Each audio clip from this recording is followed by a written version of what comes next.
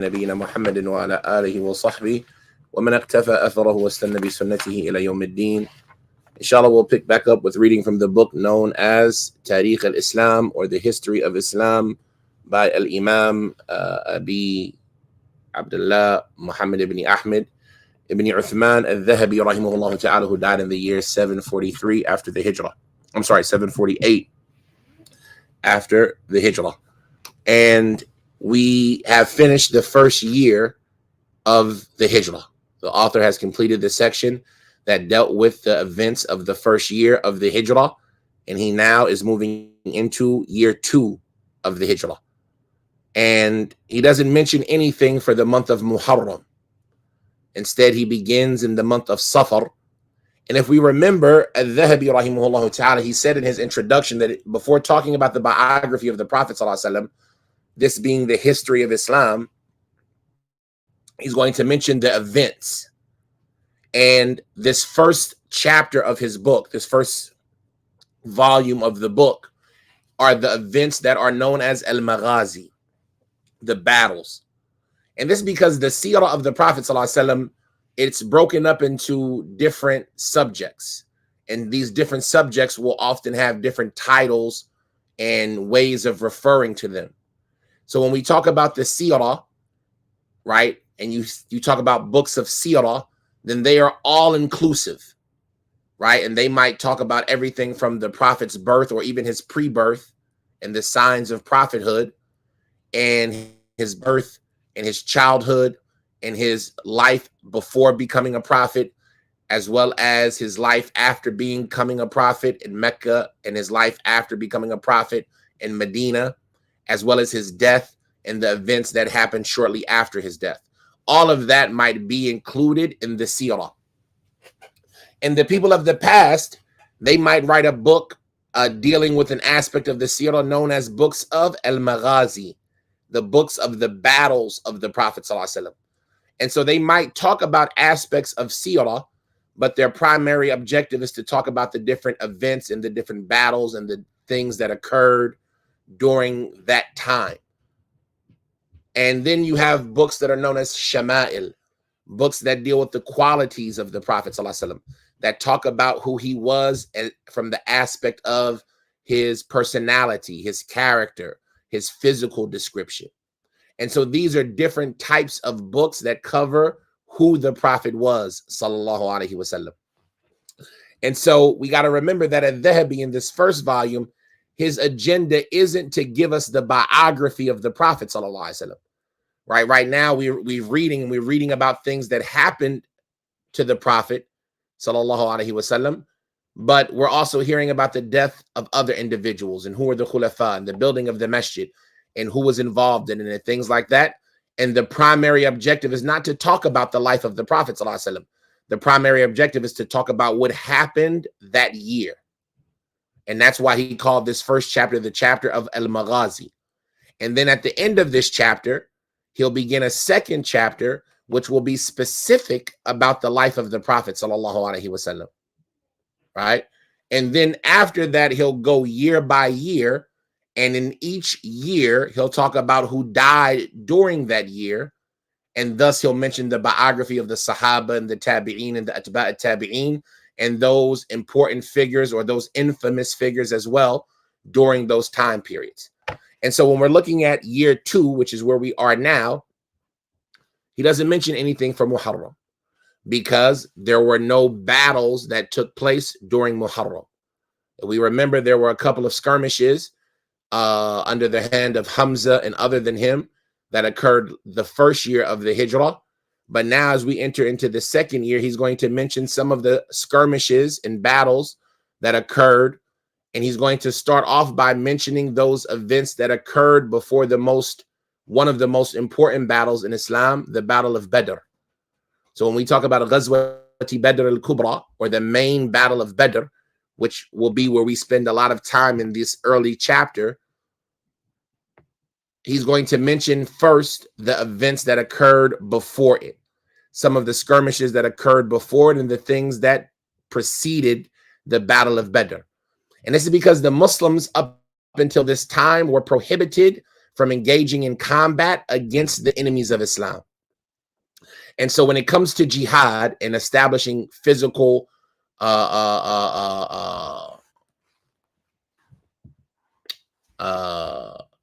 aggression or physical altercations with the enemies of Islam, with the kuffar, then we should know that physical altercations against the disbelievers pass through stages. So when the Muslims were in Mecca and in a state of weakness, physical combat with the disbelievers was haram. It was something that Allah made haram, and he commanded the Muslims to refrain from it. And this was even when they were getting attacked and getting bullied, or some of them being executed. The Muslims were not allowed to go and seek retribution. Often they might not even be able to defend themselves. And the Muslims during this time in Mecca were few, right? We have to understand that the Muslims in the early stages of Islam, there were probably less than 100 for the first several years of Hijrah. I mean, before Hijrah, right? When we talk about ثلاثة وثمانون, what's the line of the poetry, right? This is where the istihdar becomes problematic. What's the line of poetry? ثلاثة هم وثمانون عشر. No, I want to say it's 83 and 18 women, but one second. This is for my benefit now. الأرجوزة المئية الأرجوزة.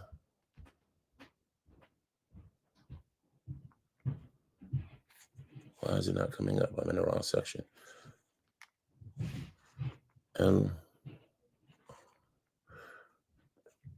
This is what happened when your review falls off in the middle of a lesson. You can't recall as clearly as you want.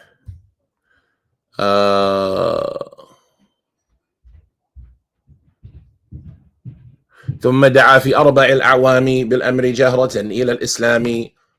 ثم دعا في 4 الأعوام بالأمر جهرة إلى الإسلام.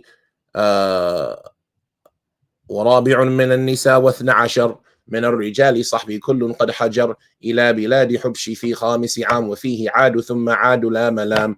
83 رجل ومعهم جماعة حتى كمل وهن وهن 10 و8 ثم قد أسلم في 6 حمزة الأسد. Now, so this line of poetry from Al-Urjuzatul Mi'iyya, and this is a book that is strongly recommended to memorize in addition to reading the biography or the battles of the Prophet. One of the best books summarizing the biography of the Prophet ﷺ and covering every major event in one of the 3 ways of either directly through indication or through omission. It's one of the best poems regarding the Prophet's biography, 100 lines of short poetry regarding the biography of the Prophet. Ibn Abil Izz al-Hanafi, the one who explained adh-Dhahawiyya. Anyway, he said, and then the Prophet ﷺ called in the 4th year of prophethood outwardly towards Islam. And 4 women and 12 of the men who were companions made hijrah to the land of Habash or Axum or Ethiopia in the 5th year. And then they returned, and then they went back to Axum or Ethiopia after that, and there was no criticism. And those who went back the 2nd time numbered 83 men, and there was a group with them of 18 women. And then finally in the 6th year, Hamza accepted Islam. So the point is that by the first 5 years of Islam, we only have 100-something Sahaba, right? Because the majority of the Sahaba made that migration to Ethiopia. And then they came back, and then a larger number went the 2nd time, right? And so we see that early on in Islam, they weren't able to combat what they faced from the oppression of the kuffar. And Allah understood this of them, and thus fighting was made prohibited early on in Islam. And then when the Muslims finally moved to Medina, and they got some establishment, and the Prophet ﷺ received those promises of protection from the Ansar, Allah allowed the Muslims to defend themselves. Allah allowed the Muslims to defend themselves. أُذِنَ لِلَّذِينَ يُقَاتِلُونَ بِأَنَّهُمْ ظُلِمُوا. It's been allowed for those who are fought against to fight because they're being oppressed. And likewise, Allah allowed the Muslims to engage in, small skirmishes, like the stopping of caravans and the capturing of caravans, the hindering the trade routes, etc. But even up until this time, the Muslims were not engaged in offensive jihad. If we look at the majority of the jihad that occurred, it was something that was spontaneous and not offensive. They didn't go out and seek the enemy. So likewise, in Badr, it wasn't them going out to seek to fight the kuffar. They were seeking the caravan that Abu Sufyan, as we'll see, diverted, and the mushrikeen met them at Badr, and the Muslims had no choice but to fight. And likewise, Uhud was a response to Badr. And likewise, a lot of the battles, the Battle of the Trench, Al-Khandaq, this was a protection of Medina, and the skirmishes with the Jews and things like that. But the majority of the jihad during that time was still defensive. And there was no offensive jihad. There was no going and seeking out the kuffar.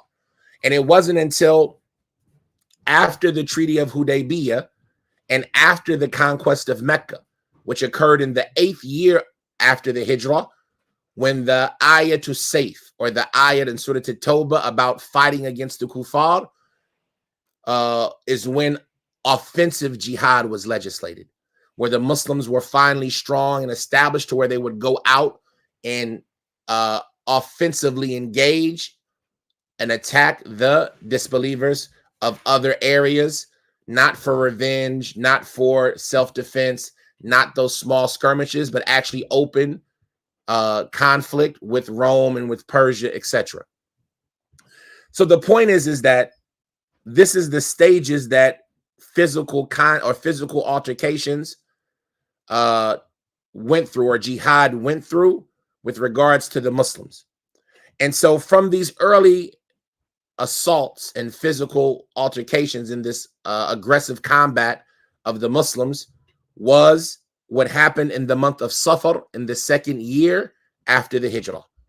And so the author, he says, فَفِي صَفَرِهَا غَزْوَةُ الْأَبْوَاءِ. So in the month of Safar of the 2nd year, there was the Battle of Al-Abwa. And Al-Abwa is a place between Mecca and Medina, close to Rabigh, on the Arabian coast, on the Dead Sea, on the Red Sea, on that body of water between Egypt and Arabia, that coastline of the Arabian Peninsula. In between Mecca and Medina, there's a city known as Al-Abwa.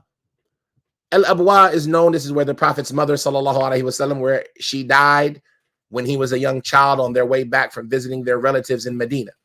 So there was a battle that occurred in this location, Al-Abwa. What is the information? adh-Dhahabi, he says, فَخَرَجَ النَّبِيُّ صَلَّى اللَّهُ عَلَيْهِ وَسَلَّمْ مِنَ الْمَدِينَةِ غَازِيًا واستعمل على المدينة سعد بن عبادة حتى بلغ ودان يريد قريش وبني ضمرة، فوادع بني ضمرة ابن عبد منات ابن كنانة، وعقد ذلك معه سيدهم مخشي بن عمرو، ثم رجع إلى المدينة وودان على 4 مراحل. He says that the Prophet sallallahu alaihi wasallam, he went out from Medina to do battle, and he appointed over Medina Sa'd ibn Ubadah, and he went out until he reached an area known as Waddan. And Waddan is to the west of Abwa. Waddan is a little area to the west of Abwa. I believe now it's located to the southeast of, what is that, Al-Mushtari, a city in Saudi Arabia known as Al-Mushtari, if I'm not mistaken.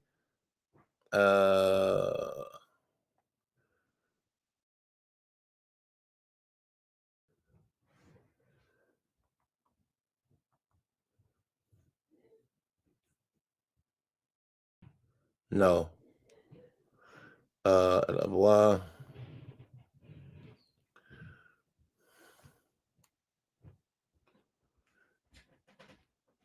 Mastura. It's a little bit southeast, meaning the city Waddan. We know where Al-Abwa, and if you Google image Al-Abwa, it will pop up. You can find the location of that city, Al-Abwa. As far as Al-Waddan or Waddan, then this is a city that is located to the southeast of a city in Arabia known as Mastura. So if you want to see the location of these places, Mastura is to the south, it's to the northeast, the northwest of Waddan. So slightly to the southeast of Mastura is the city of Waddan, which both of them are to the east of Al-Abwa. So Al-Abwa is closer to the mountains, while Waddan is closer to the beach in the coastal area.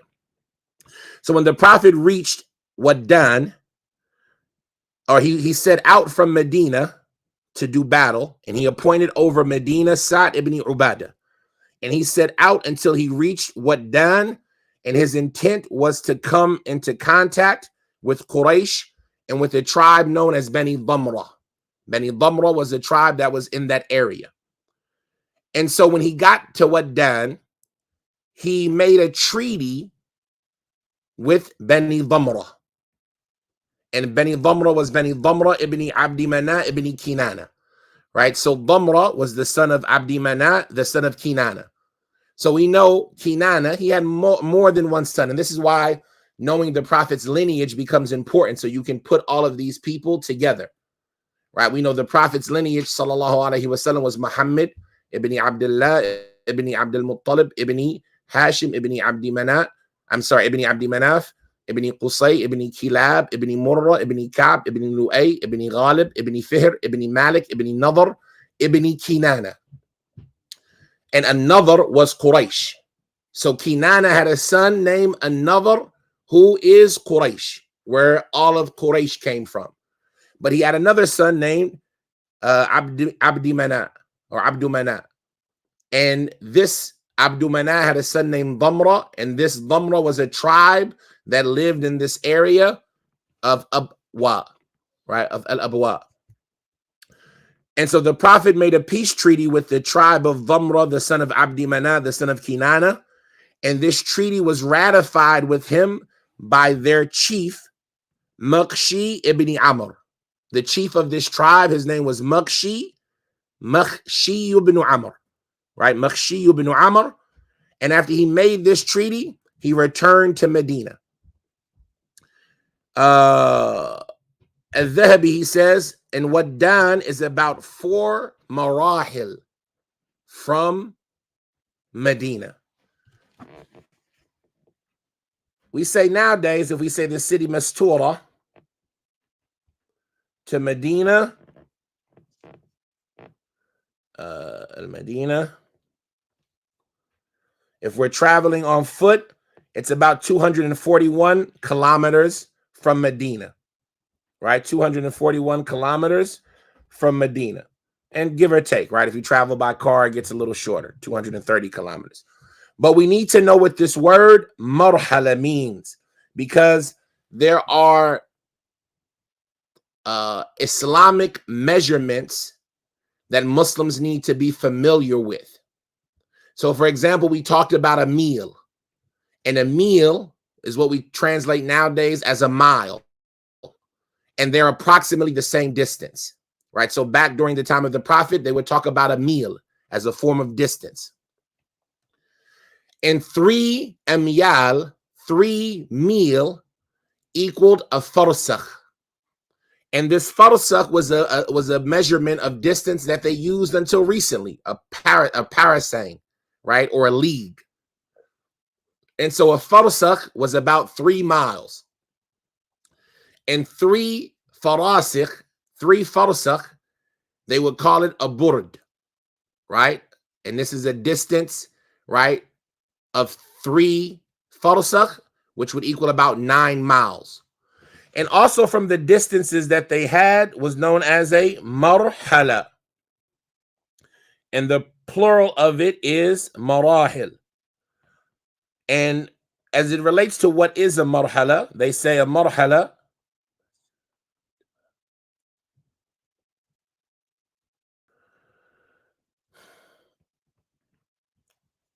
let's say the statement of Sheikh Fawzan, for example. كم تقدر مسافة المرحلة؟ المرحلة تقدر 40 كيلو، المرحلة 40 كيلو. نعم. Okay, he doesn't give us the ancient Islamic answer. He says a marhala is about 40 kilo. But historically, a marhala was, I want to say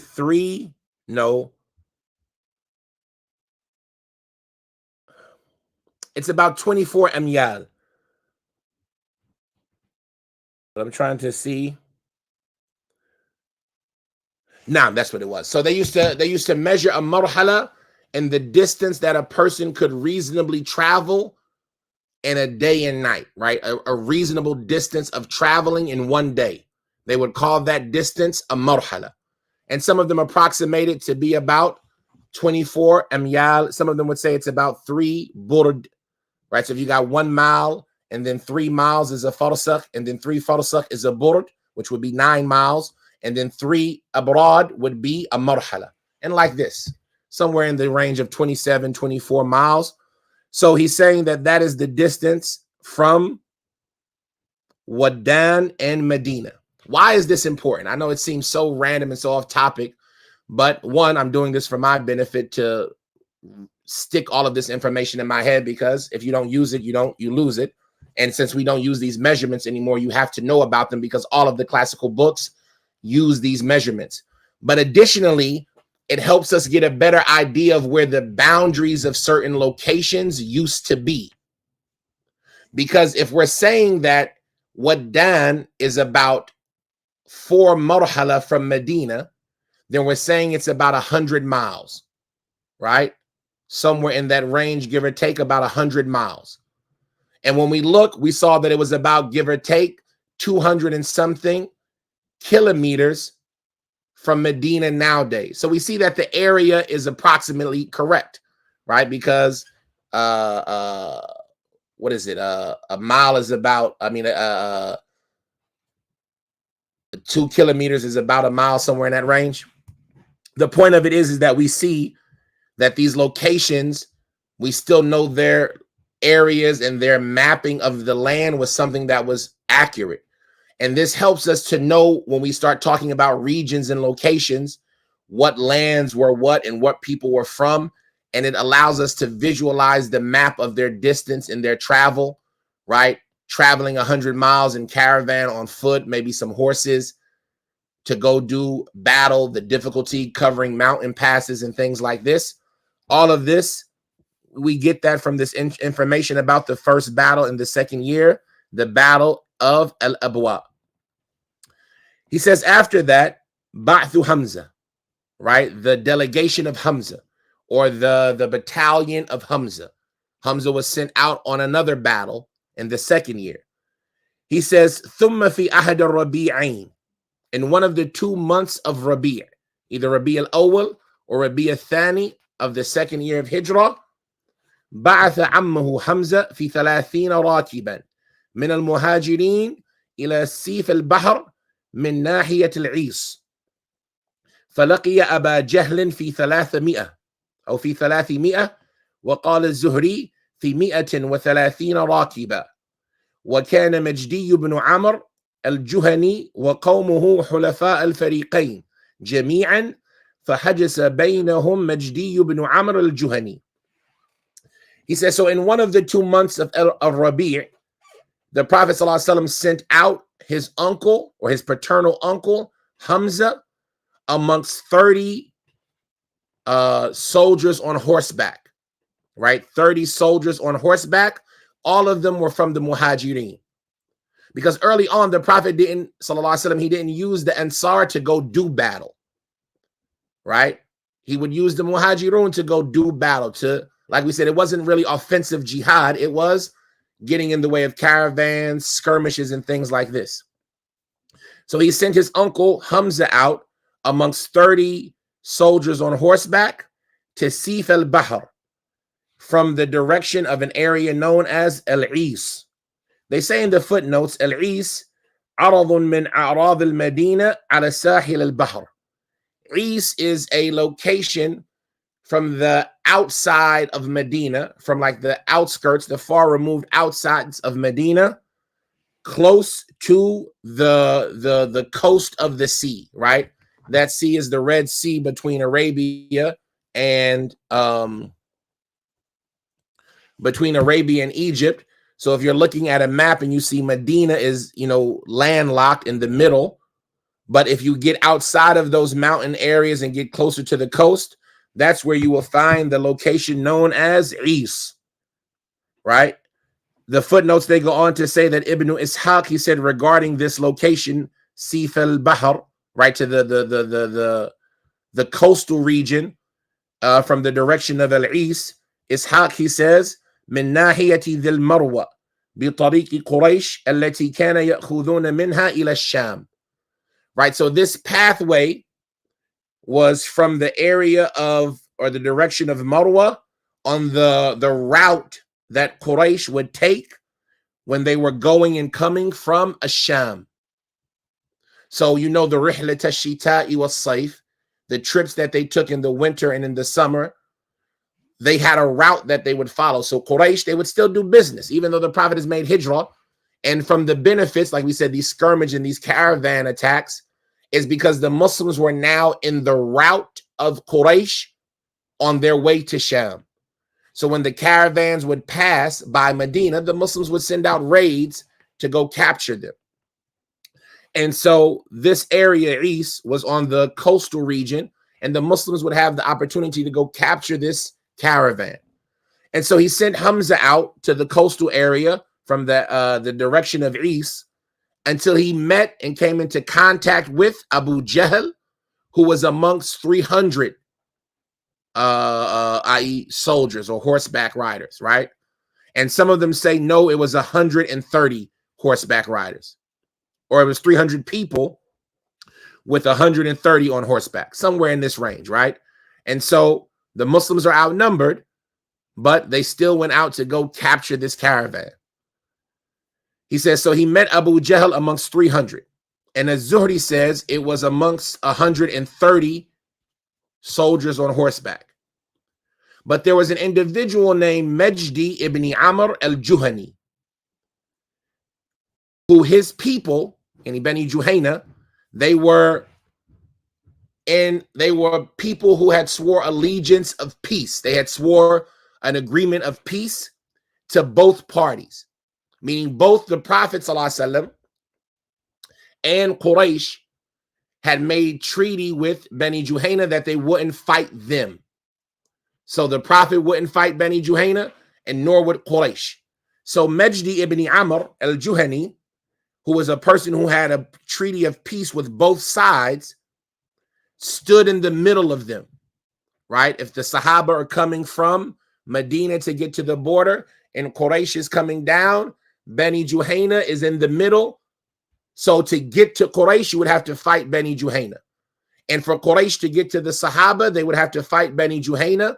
And since both of them had a peace treaty, neither side transgressed against the other because they couldn't go through that group of people they had a peace treaty with. And so like this, no conflict happened because of how Majdi ibn Amr al-Juhani put a barrier between the two of them. So this was the battalion of Hamza in the month of Rabi al-Awwal or Rabi al-Thani. He says after that, there was Bi'thatu Ubaidah ibn al-Harith. There was the battalion of Ubaidah ibn al-Harith. The battalion of Ubaidah ibn al-Harith. Let's take a quick glimpse at who Ubaidah ibn al-Harith was so we can know a little bit more about him. From the Sahaba, Ubaidah ibn al-Harith. Ubaidah ibn al-Harith.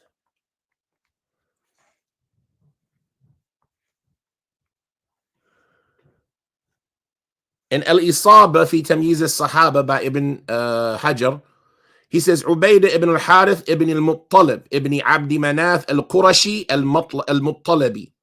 Ubaidah ibn al-Harith was the son of Harith, who was the son of al-Muttalib, i.e. Hashim's brother. So he was the Prophet ﷺ's cousin. And this person would have been considered from Ahlul Bayt, because we know the family of the Prophet is any of the descendants of Hashim or Muttalib who had Iman. So this is Ubaidah ibn al-Harith ibn al-Muttalib ibn Abdi Manaf ibn Qusay al-Qurashi al-Muttalibi. He died in the year. Does anybody mention the year of his death?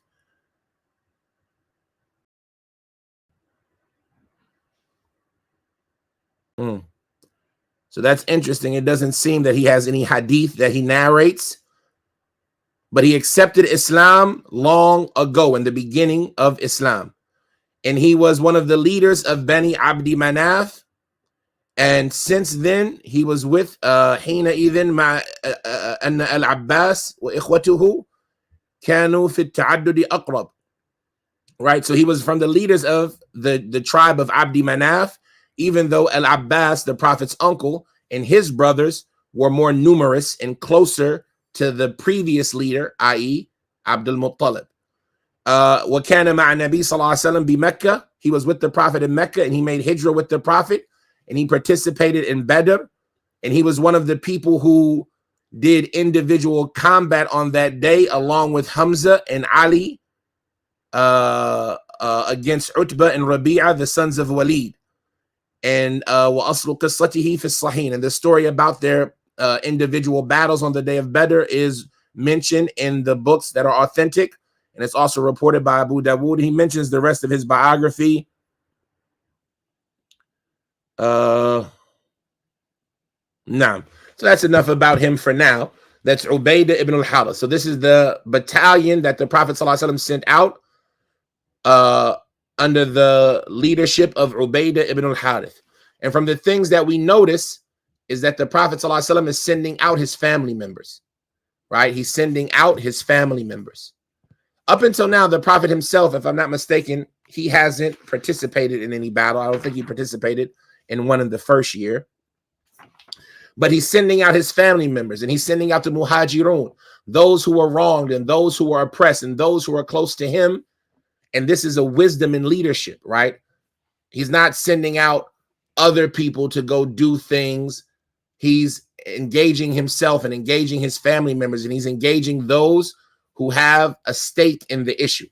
And from the good examples of leadership is that you involve the people who are already involved, that you utilize the people who have an involvement. And from the good skills of leadership is that to involve the people who have an involvement, you must give the people an involvement. And so if there's somebody who isn't involved, include them and give them a position of involvement so that they'll be invested in that agenda that you're going towards as well. Any circumstance, he mentions this story. He says, وبعث في هذه المدة عبيدة بن الحارث بن المطلب ابن عبد مناف في 60 راكبا أو نحوهم من المهاجرين فنهض حتى بلغ ماء بالحجاز بأسفل ثنية المرة فلقي بها جمعا من قريش عليهم عكرمة بن أبي جهل وقيل مكرز بن حفص بن حفص فلم يكن بينهم قتال إلا أن سعد بن أبي وقاص كان في ذلك البعث فرمي بسهم فكان أول سهم رمي به في سبيل الله وفر الكفار يومئذ إلى المسلمين المقداد بن عمرو البهراني حليف بني زهرة وعتبة بن غزوان المازني حليف بن عبد مناف وكانا مسلمين ولكنهما خرجا ليتوصلا بالمشركين. So this battalion of Ubaidah ibn al-Harith, adh-Dhahabi, he says, and the Prophet sallallahu alaihi wasallam, he sent out during this time Ubaidah ibn al-Harith ibn al-Muttalib ibn Abdi Manaf amongst 60 soldiers on horseback or somewhere thereabout, all from the Muhajirin. And so they set out until they reached an area of water located in Hijaz. And Al-Hijaz is that area of Medina, Mecca, and Ta'if, right? That area of Medina, Mecca, and Taif, all of that area is known as Al-Hijaz, as opposed to Najd, which is to the further northeast, right? Or to the further, northeast of that area, right? And then Tuham and other locations, other districts or regions. But the region in the central Arabia is known as Al-Hijaz. And so they set out until they reached some body of water in Hijaz, which was to the lower portion or to the south of Thaniyatul Mirra, the hill area known as Al-Mirra. And they say in the footnotes that Ibn Sa'd al-Waqidi, he mentioned that this water area or this location, this body of water was known as Ahya. It was a body of water known as Ahya, which was in the valley of Rabiq. And if you remember, we said Rabiq is on the coastal area to the west of Medina, close to like a little north of where Al-Abwa and Waddan and Mastura and all of that is. So it's in the valley, after you get out of the mountains of Medina, there's the depression, the descent, the valley known as Valley of Rabiq. He says, and Rabiq is about 10 miles away from Juhfa, right? In Juhfa, we know that this was the miqat of the people coming from Asham. And Thaniyatul Mirra is with a kasra and a tashdid on the ra. And Yaqut, he said it could be with a fatha and without the shad, ay mara. And it's from the areas, closer to Mecca. So as you get further south towards Mecca, in this valley coming down the coastal line, then that is where they reached, where this battle would have occurred. And so he says that they set out among 60 riders or somewhere thereabout until they got to some body of water in the Hijaz region, which was to the south or which was below Thaniyatul Mirra. And so they met at that location a group of Quraysh under the charge of Ikrimah ibn Abi Jahl, right? Abu Jahl's son. So the first battle, Hamza met Abu Jahl. In this battle, they're meeting the son of Abu Jahl, Ikrimah. And it shows you they would send out their ashraf and their nobles to lead the caravans. He says, and it is said that instead of Ikrimah, it was Mukriz ibn Hafs who was in charge of this caravan. But there was no fighting that happened during this time, other than Sa'd ibn Abi Waqqas, who was part of this battalion, was struck with an arrow, right? They shot an arrow and it happened to strike Sa'd ibn Abi Waqqas. And it said that this is the first time somebody had gotten struck with an arrow in the path of Allah. This is the first individual to be struck with an arrow in the path of Allah. He says, and during this conflict, 2 individuals from the Muslims fled from the kuffar. They ran and escaped the kuffar, right? Some of the Muslims we talked about during the hijrah, the poor ones and the ones who were in a fitna, they were unable to make hijrah. They didn't have the money, or something was going on with them. They were enslaved. They couldn't have the ability to escape. And so they had no means to get with the Muslims in Medina. But during this conflict with Ubaidah and Ikrimah, 2 Muslims were able to flee from the kuffar on that day and catch up with the Muslims. And they were Al-Miqdad ibn Amr al-Bahrani, as well. And he was one who had swore peace with the tribe of Zahra, Bani Zahra, right? So he was one who swore allegiance to Bani Zahra, as well as Utbah ibn Ghazwan al-Mazini, who was one who swore allegiance to Bani Abdi Manaf, right? So these are 2 Sahaba who were able to escape Quraysh during this battle. Adh-Dhahabi says both of them were Muslims at the time, but they went out along with the kuffar to this battle, right? They went out with the kuffar to go meet the Muslims under the guise that they were going to go fight with them. And then when they got there and they saw the Muslims, they escaped to the other side and caught up with the Muslims. And so they just used the mushrikeen as a means to get to the Muslims. And so this, like these type of stories, it just, it puts in your mind things that have to happen in these circumstances, right? Most of us have never been in wars. Most of us have never fought. Most of us didn't experience slavery, oppression to these extents. And so it puts in your mind like escaping the South for African Americans during that time, or the things that an individual would have to do, keeping your composure, going out amongst the enemy. And then when you have the opportunity, escaping to the other side, catching up with the Muslims and joining their ranks. And so this happened, and these individuals were able to get with the Muslims. We'll take one more short event. adh-Dhahabi, he says, Ghazwatu Buwat. Ghazwatu Buwat, and Buwat is a mountain from amongst the mountains of the area of Juhayna, from the direction of Radwa, right? Radwa. And if we want to Google image that location to get a better idea of where it is, Radwa. This is a coastal area that is to the south of Yanbu in Saudi Arabia, right? So to the west of Medina, right along the coast, Radwa. And like we said, Bani Juhayna, they were the people in this area, and that area was known as Juhayna. And this was the Battle of Buwat, which was a battle that took place at one of the mountains in this area, one of the hills in this area, a hill from amongst these mountains that was known as Buwat. What was this battle? It says that the Prophet ﷺ, he went out in the month of Rabi al-Awwal to go do battle.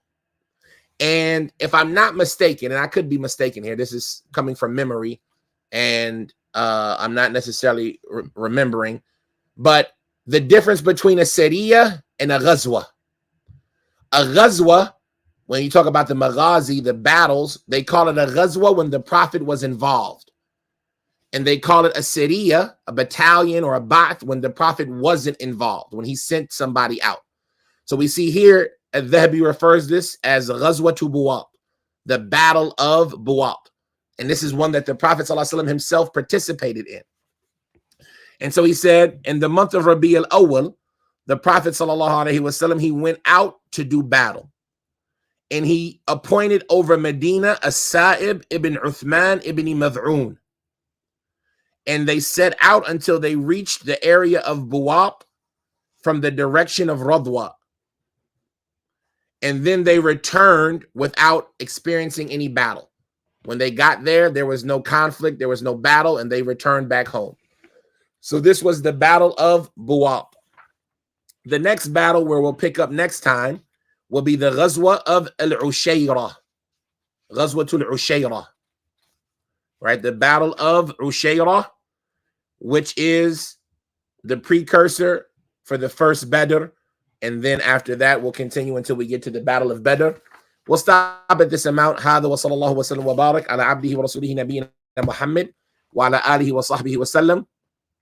For the sake of benefit, just to show how that poem that we talked about, the poem of Ibn Abil Izz al-Hanafi, those 100 lines, how efficient they were. He says, أكمل في الأولى صلاة الحضر من بعد ما جمع فاسمع خبري ثم بنى المسجد في قباء ومسجد المدينة الغراء ثم بنى من حوله مساكن ثم أتى من بعض في هذه السنة أقل من نصف الذين سافروا إلى بلاد الحبش حين هاجروا وفيه آخى أشرف الأخيار بين المهاجرين والأنصار ثم بنى ببنت خير صحبه وشرع الأذان فاقتدي به وغزوة الأبواء بعد في السفر وغزوة الأبواء بعد في السفر هذا وفي الثانية الغزو اشتهر في بواط ثم بدر ووجب تحول القبلة في نصف رجب. And we'll stop at that amount. But the point of this is to show how succinct these lines of poetry are and how short and easy to memorize they are. But look at what they cover from what we've covered so far. He says he completed during the first year of Hijrah. It was completed during the first year of Hijrah, the Salat. So the salat was increased from from 2 rak'at to 4. And this was after Jum'ah had already been established. So listen to what I'm telling you. He says, and then he built the masjid in Quba. After Jum'ah was established, he built the masjid in Quba. And likewise, that masjid al-Madinah, which is very desirable and honorable and famous. And then he built around that his homes. And then it came during this time in this year, half of the people who had previously traveled to the land of Ethiopia when they made the previous hijrah.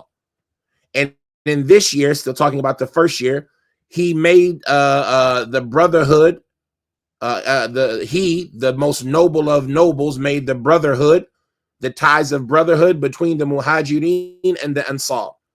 And then he moved in with the daughter of his best friend, Aisha, and the adhan was legislated. So follow along with it when it's recited.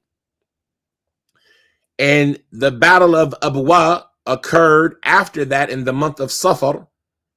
And in this second year, the battles began to become more famous.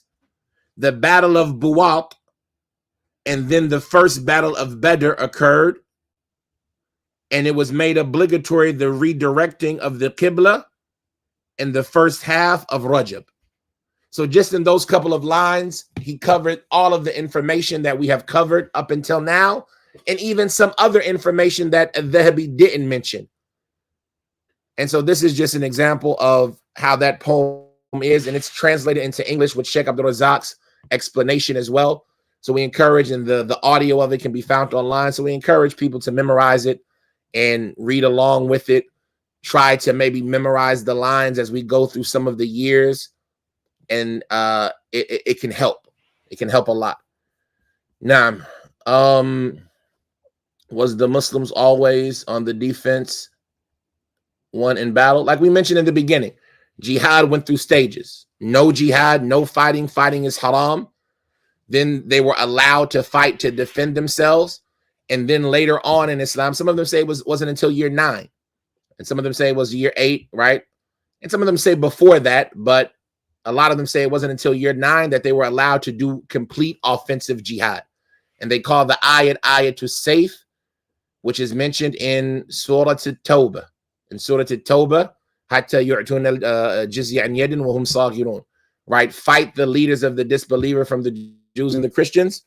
Right? In Surah At-Tawbah, they call that ayat to safe. Now, what is the Muslims always been attacked, so they had to defend themselves? Yes, early in Islam, like we said, they were attacked, they were oppressed, they were murdered, they were executed, they were tortured, they were tormented. But even in that circumstance, they were forbidden from fighting. Even the Sahaba, they went to the Prophet ﷺ to complain. And the Prophet told them about events that happened to people like the ditch, people of the ditch and other than them, how they were persecuted in their religion and killed for their religion, but that didn't stop them from exercising and implementing their religion. And the Prophet criticized the Sahaba, saying, you all are a group of people who are in a rush. This was the environment in Mecca. And Allah sent down Quran. Have you not seen those who were said to them, hold back your hands and establish the salat and give the zakat? So early on in Islam, they were forbidden nihaiyan from fighting. They could not fight. And like we mentioned, this is from the wisdom that the scholars apply when the Muslims are in a state of weakness, like they were in Mecca. Then they should not try to fight. Even if the leader even if the person in charge is a disbeliever or a kafir, it might not be the wisest thing to fight because of what it will lead to from bloodshed.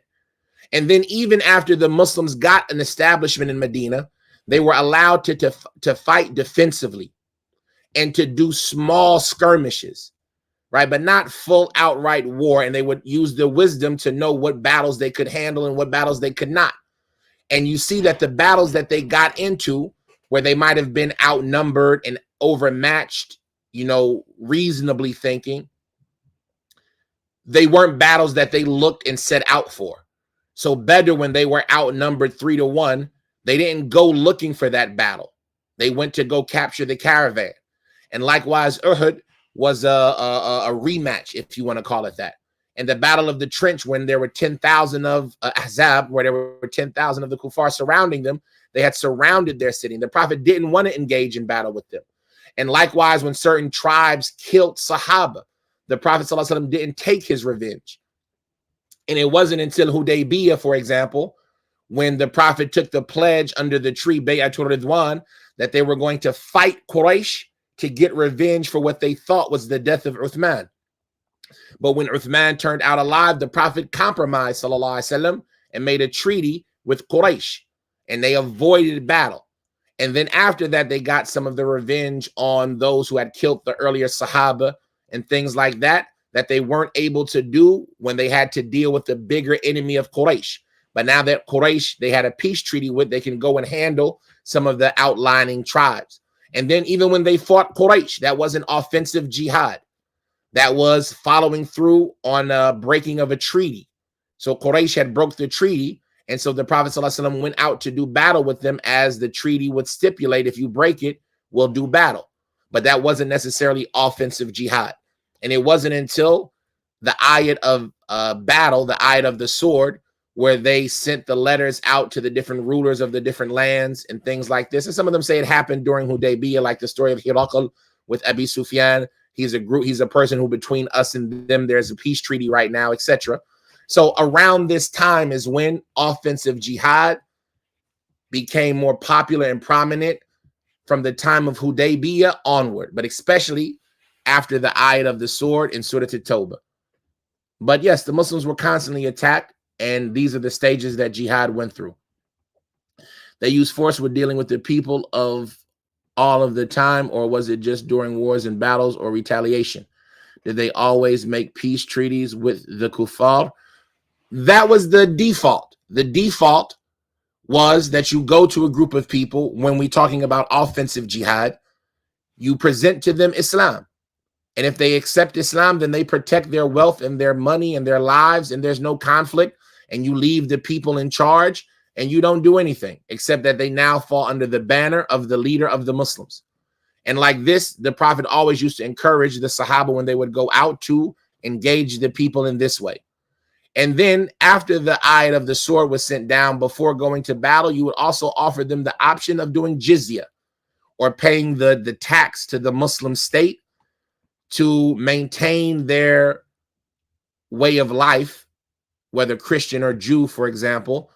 And they would just pay the Muslim state for its protection, and they would fall under the Muslim state, but with the protection of the Muslim state, and the Muslims would defend them with their life and their wealth.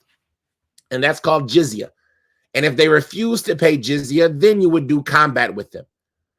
And so the treaty would always precede the option of combat. And then after combat, the ruler would have the option of either allowing the combatants to go and freeing them and letting them on their way, or executing the combats, the enemy combatants, or ransoming them to their families of other locations, or executing them. And the ruler would take whatever, qarar, whatever decision was best for the Muslims. So this is some of the example of how they did battle. But as we'll see in the battles of the Prophet, the ultimate goal is always that the statement of Allah can be the uppermost. And if that can be accomplished in peaceful ways, then that's better. As the Sahaba, they used to say, what do you all think was the conquest, the fath, the victory that Allah talks about in the Quran? He said, maybe you all think that the conquest was the conquest of Mecca, but in reality, the conquest was the Treaty of Hudaybiyah. So we see that they used to see the conquest, the real victory, being the peace treaty, because of how Islam was able to be spread during the peace treaty of Hudaybiyah, until when the conquest of Mecca came, it was a conquest that didn't involve a sword. No fighting really occurred when the Prophet conquered Mecca. And we see that the people entered into Islam in number because of the groundwork that was laid during the peace treaty. And this brings me back to a time where when I was young, used to find that Islam was spreading rapidly amongst the people, right? After the Gulf War, and so many people had gone overseas and they had experienced Islam and the Muslims and the Arabic culture and things like that. And a lot of people were accepting Islam. And then you had the actions of, foolish individuals like Osama bin Laden and things like that, who stopped all of that progression. and put the Muslims into a worse situation than they were before. And our Sheikh Hamid al-Uthman, Hafidhullah Ta'ala, he used to say a statement that if they had used the amount of money that it takes to smuggle weapons and, you know, money laundering, the drug trade that they were involved in, all of these types of things, if they had used that money in the building of masajid and the building of schools, Islam would have become dominant without a sword. And this is what's something that you learn from the seerah.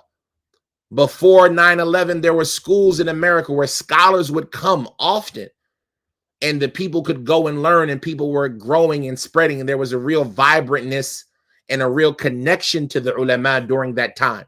And the Salafiyun were united, and it was a good time. But after 9/11, what happened? The Mashayikh, they stopped coming. And it's trouble to come to America because of the perception. And the schools shut down. And the interaction between us and the scholars became an interaction of one that was through middlemen and, you know, students who sometimes might take advantage or not know how to handle the communication and the connection. And traveling became harder and more awkward. And we lost those benefits that could have been great if we would have continued on that way. And from even the Western, you know, research, it shows that countries like France and Germany and things like this that have such a strong Islamic population, within 10, 20, 50 years, these societies will be majority of Islam because of how the Muslims procreate. And this was the statement of the Prophet ﷺ, تزوج الودود الولود, or الولود الودود فإني مكاثر بكم الأمم يوم القيامة. Marry women who are loving and give birth to a lot of children, because I'm going to compete in abundance with the rest of the nations with you on the day of judgment.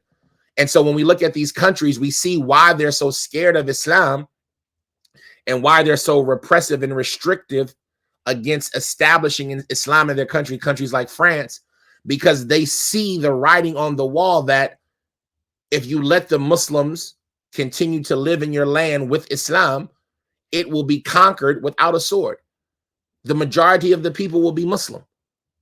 If we have babies 5 to 1 family and they have babies 1 to 1 family, the next generation, the Muslims will be 5 to 1. And that country will be an Islamic country, and especially a country like France, who has a historic hatred and conflict against Islam since before the days of the Reconquista. And that's the Western Roman Empire that used to go at it with the Muslims so much in Andalusia, or Andalus, Spain. Anyway, this is some information about Islamic history, and hopefully we'll get to some of it. Where can I find that poem that's translated? Just Google it online. Al-Urjuza al-Mi'i, and maybe I'll get I noticed that I can't put links into the description, but maybe after this class, I'll put a link to it, and then you just have to get it right away. But if not, just Google 1,000 lines of poetry about the Prophet's biography, or Al-Urjuza al-Mi'iyya. And then the explanation by Abdul Razak al-Badr. Both of them, the PDFs are available. Or there's a channel, the English Diwan, that has a lot of English books that you might be able to benefit from. Wa alaikum salam wa rahmatullahi wa barakatuh. Abdullah Men. This is Abdullah from Colorado. Hayakumullah ya akhi. Wa baraka fikum. I'm assuming that that's this Abdullah.